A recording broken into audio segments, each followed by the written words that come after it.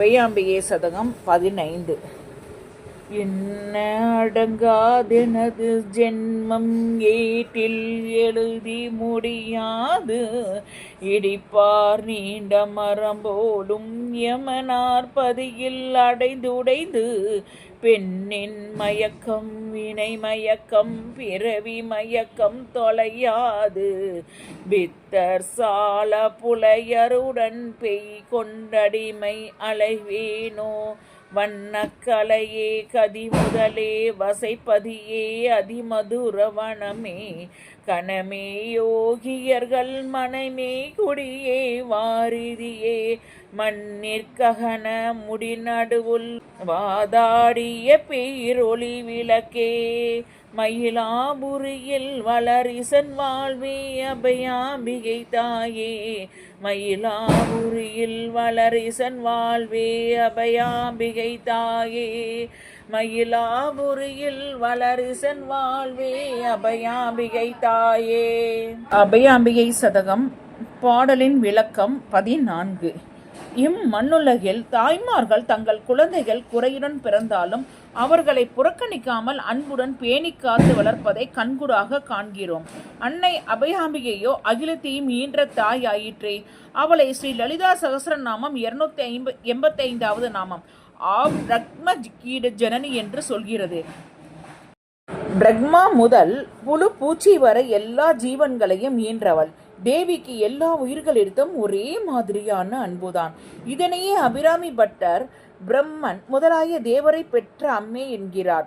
36 அபயாம்பிகை சதகம். Abhayambigai butter இதையெல்லாம் மனதிற்கொண்டு அன்னையை பார்த்து உரிமையுடன், தாயே, உனது குழந்தை புத்தி சுவாதீனம் மற்றும் ஊமையாகவும் குருடாயும் அல்லது கால் முடமாக பிறந்து விட்டது என்பதற்காக அதை புறக்கணித்து விடாமல் அதன் மேல் அதிக அன்பு காட்டி பேணி வளர்ப்பாய் அல்லவா? அதுபோல நாயினும் கடையேனான என்னை என் வினையில் அனைத்தையும் நீ பஞ்சு பொதியை எரிப்பது போல அழித்து சிவனிடத்தில் சேருவதற்கான நாணத்தை என் உள்ளத்தில் அருள்வாய் என்று கேட்கிறார். ஸ்ரீ லலிதா சகஸ்ரநாமம் 727வது நாமம் அன்னையை சிவஞான பிரதாயினி என்று சொல்கிறது.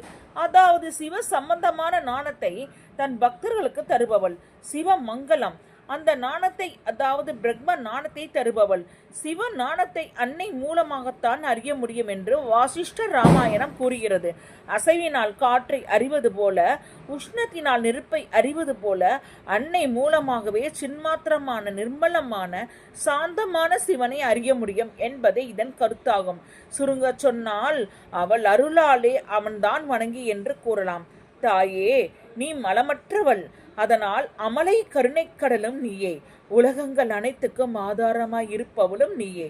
ஸ்ரீ லலிதா சகஸ்ரநாமம் 935வது நாமம் ஜெகதாத்ரி, உலகத்தை தாங்குபவள், உலகத்திற்கு ஆதாரமாய் இருப்பவள், புவனங்களின் முழுமைக்கு முடிவலக்காய் ஒளி தருபவளும் நீயே. உன்னை உமது தேடி வரும் அன்பர்களுக்கு அமுதமான மெய்ஞானத்தை வழங்கும் அருள் அரசியாயும் திகழ்கிறாய். அதே சமயம் மாயையாவும் விளங்குகிறாய். உலகம் அனைத்தையும் மயங்க செய்யும் மோகனமான வடிவம் படைத்தவள் நீ. அதனால்தான் ஸ்ரீ லலிதா சகஸ்ரநாமம் 215 உன்னை மகாமாயா என்று கூறுகிறதோ. பிரம்ம மாதிகளுக்கும் மோகத்தை உண்டு பண்ணுவதால் மகாமாயா ரூபிணியாக இருப்பவள் தேவி. மகாமித்தியம் 1:55 நானி நாமபி சேதாம்சி தேவி பகவதி ஹீசா பலதக்ருஷய மோகாய மகாமாயா பிரச்சயதி. நாணிகளுடைய சித்தங்களையும் அந்த மகாமாயா தேவியான பகவதி வலுவில் கவர்ந்து மோகத்தில் செலுத்துகிறாள். மாயா சொருபினியாலும் அவளே முடிவில் எல்லோரையும் கரையேற்றுபவள். முடிவே எல்லாவற்றிற்கும் அந்தமானவள். அபிராமி பட்டர் அபிராமி அந்தாதியில் பொருளே பொருள் முடிக்கும் போகமே, அரும்போகம் செய்யும் மருளே மருளில் வரும் தெருளை என் மனத்தே, வஞ்சத்து இருளேனும் இன்றி ஒளிவெளியாகி இருக்கும் உன்றன் அருளேது அறிகின்றேன் அம்புதாயனத்து அம்பிகையே என்று மனம் உருகிய அன்னையின் அருளை போற்றி புகழ்கிறார். அன்னையே பொருளை கொடுத்து அதனால் போகத்தை தந்து அந்த போகத்தினால் மயக்கத்தை உண்டாக்கி அதிலிருந்து தெளிவான நாணத்தையும் கொடுப்பவள். ஸ்ரீ முத்துசுவாமி தீட்சிதரும் கமலாம் வாம்புஜரே கல்பிதம் மாயாஹராயும் தியஜரே என்று அழகான கீர்த்தனையை உருவாக்கினார். இம்மனமே கமலாம்பலை பஜனை செய், மாய காரியமான புறத்தோற்றத்தை புறக்கணித்து விடு. பகவத்கீதையிலும் ஸ்ரீ கிருஷ்ண பரமாத்மா அர்ஜுனனுக்கு மாயை பற்றி சொல்வது, ஈஸ்வர பூதானாம் கிருத தேசே அர்ஜுன திஷ்டதி பிராமயுந்த் சர்வபூதாதி யந்திர ரூடானி மாயையா. இறைவன் பொம்மலாட்டக்காரனைப் போல் எல்லா ஜீவராசிகளின் இதயங்களில் அமர்ந்து மாயையினால் பிரமிக்கச் செய்கிறான். மாயை நீங்கி மனிதன் பிறவி கடலை தாண்ட அன்னை அபயாம்பிகை அமுதமான மெய்ஞானம் தந்தருள வேண்டும் என்று அன்னையிடம் மெய்யுருகி விண்ணப்பிக்கிறார் பட்டர். அபயாம்பிகை சதகத்தில் அபயாம்பிகை பட்டருக்கு அபயாம்பிகை அன்னையானவள் அவர் கோவிலிருந்து அர்த்தஜாம பூஜை முடிந்து வீட்டுக்கு கிளம்பும் போது இருளில் தவிக்கும் போது அன்னையிடம் கெஞ்சுகிறார். அன்னையே, நான் உனது குழந்தை, இருளில் போய்க் கொண்டிருக்கிறேன், எனக்கு நீ வெளிச்சம் காட்ட மாட்டாயா என்று கேட்கும் பொழுது அம்பாள் அவளுக்கு மனம் இறங்கி கைவிளக்காக அவள் வீடு வரை வந்து சேருகிறாள். அந்த கைவிளக்குக்கு எந்த மனிதர்களும் இல்லை, எந்த உருவங்களும் இல்லை. ஆனால் அந்த கைவிளக்கு ஒண்டி அவர் வீடு வரை வந்து அவருக்கு வெளிச்சம் காமித்து விட்டு போகும்.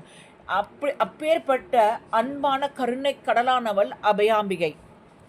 இந்த சதகத்தை பக்தியுடன் அம்பாளை ஆராதிப்பவர்கள் மானசீகமாக அவர்களுடைய பிரார்த்தனைகள் கூடிய விரைவில் நிறைவேறும்.